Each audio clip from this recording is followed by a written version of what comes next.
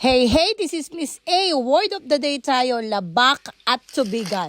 Maria Josep na ay po ang ating mga kabaroges, dumali. Hinawanan na nga na naman ang ating labak. O ay alam mo yung labak, sa amin yun ay parting bahagi ng lupa na pababa. Kumbaga ay galing ka sa itaas tapos ay di ikay bababa. Ayun ang labak. Ayun ay di itinumba na naman ng ilang mga pandan. And I'm giving it away all for free again. At para nga maklear ang labak at tayong ay hahayon na papunta dun sa tubigan. O ano naman ang tubigan? Yun ang tawag sa amin ng palayan. O ay sa inyo ba? Anong tawag sa inyo ng tubigan?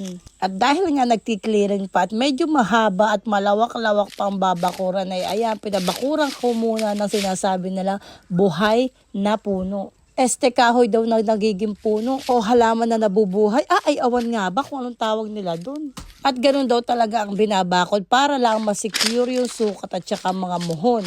Kaya naman salamat kabaroges na Kuya Molo, may mapapandan na naman ang ating mga kalahok. At meron ding mga langgilan na anahaw na ilalagay natin sa budbong ng ating mga cottage. At dahil sharing is caring, enjoy your free pandan mga my dear. And that's it for today. This is Mas. Thank you for watching.